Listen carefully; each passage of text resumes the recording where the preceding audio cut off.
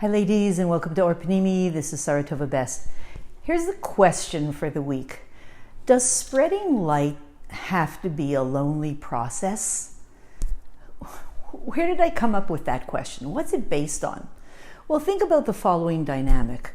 Two people, they're often male and female, they're conversing and one says, well, who's going to talk, you or me? Who's going to be in charge, you or me? If it's you, if you're going to talk, then I'll take a nap, wake me up when you're finished. Or if you're going to lead, then I'll kind of check out.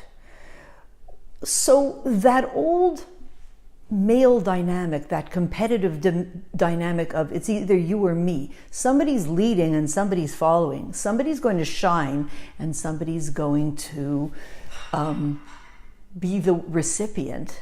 That old classical dynamic, when you decide that you're going to shine, you can often end up feeling kind of lonely, abandoned, because the other person says, okay, you're talking, wake me up when you're done.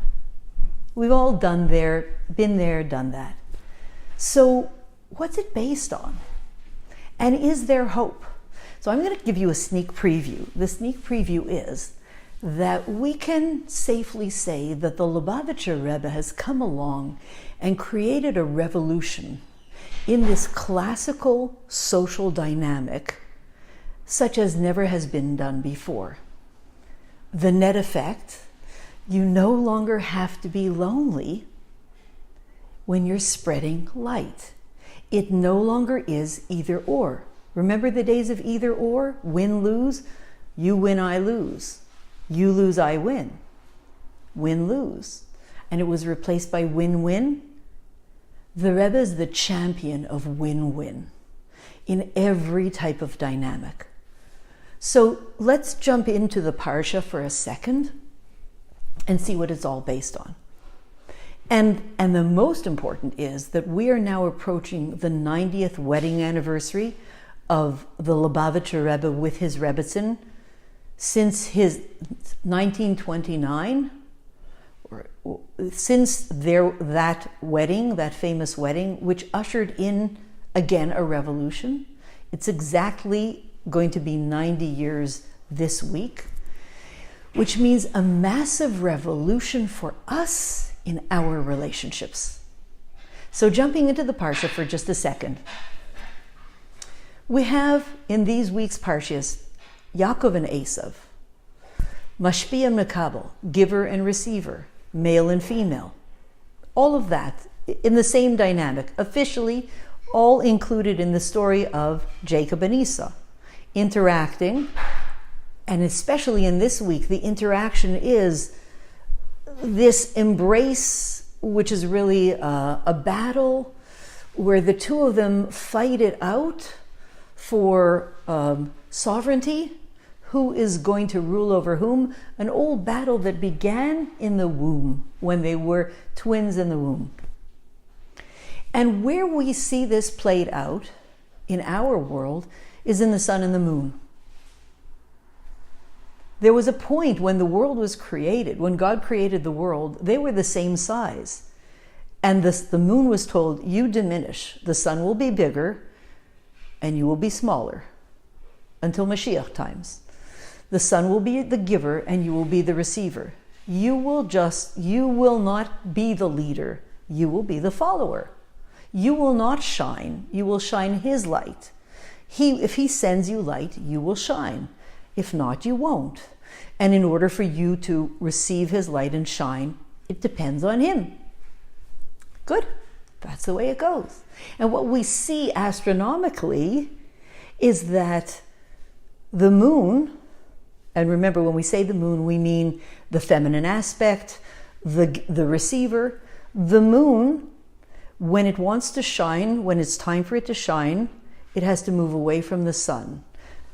Just before Rosh Chodesh, just before the birth of the month, the two of them, the sun and the moon, are in a total union.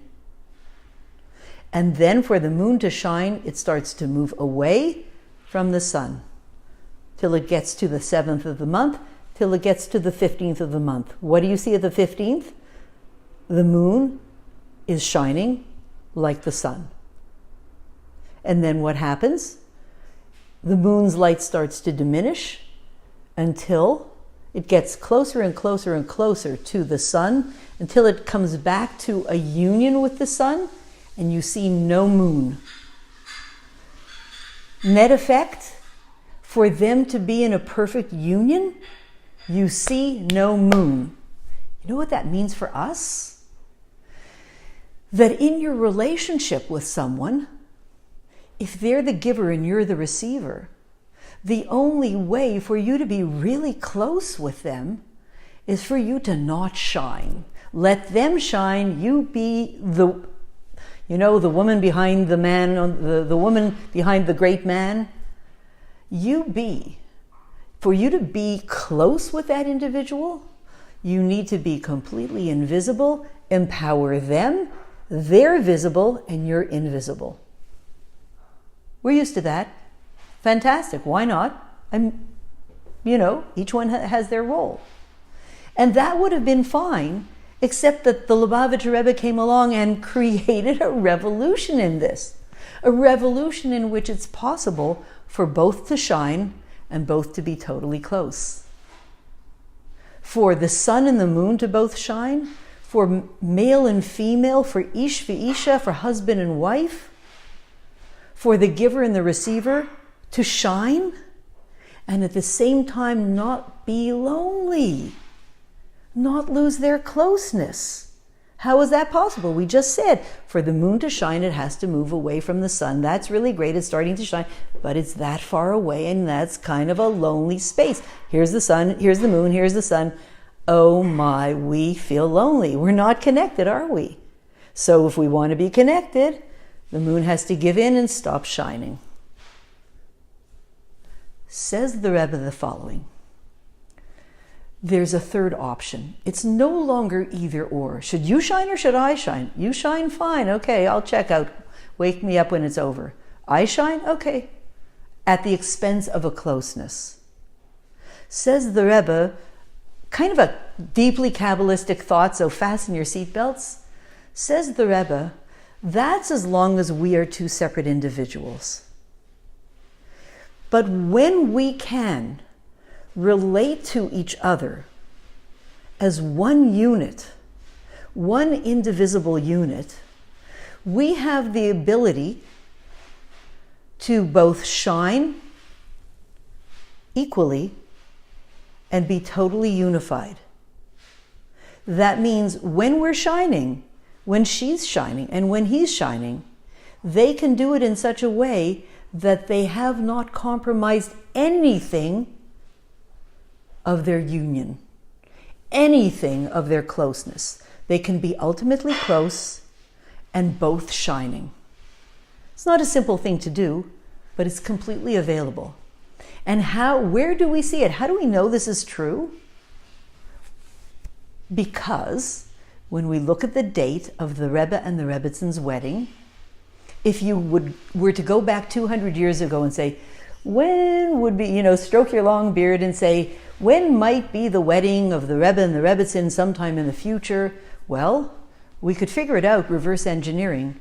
It's going to be in the month that the Torah deems the month of wedding, which is the month of Matan Torah. So we have 2 months of Matan Torah.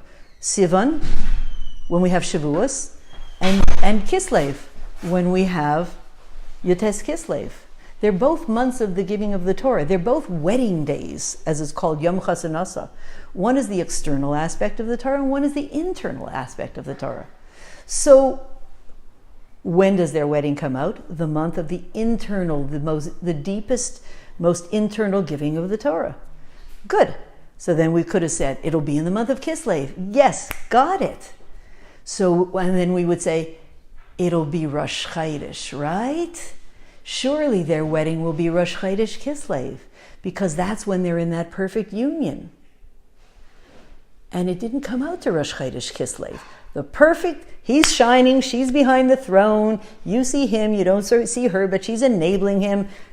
Great, perfect, right? We all have to strive to that. When did they really get married? The 14th and the 15th. When she is shining and he is shining. and they haven't compromised anything in their closeness.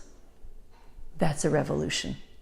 That's a revolution that could only be initiated by the Rebbe and the Rebbetzin and given to us as a wedding gift from them to us, so that we are empowered now, that in every single one of our relationships, whether it's husband and wife, teacher and student, giver and receiver, any relationship of that sort, we have the ability, and we're being empowered and enjoined to go out and shine, but shine as a unit with the one whose light you started off reflecting, with your partner. Shine together with your partner. You may look like you're there and he's here, but there's a frequency available to us now, courtesy of the Rebbe and the Rebbetzin as their wedding gift, that enables us to be shining and not compromise any of our closeness with each other. And therefore, marriage can now take on an entirely different dynamic. And so can teacher and student, and so can everything. That's the gift. Let's take advantage of it. Let's celebrate it. This year is 90 years of that gift being given to us. And surely we'll take it and give that gift to the whole world. Shine the light of Mashiach and bring the Gula Mitzvah Shlema. Thanks so much.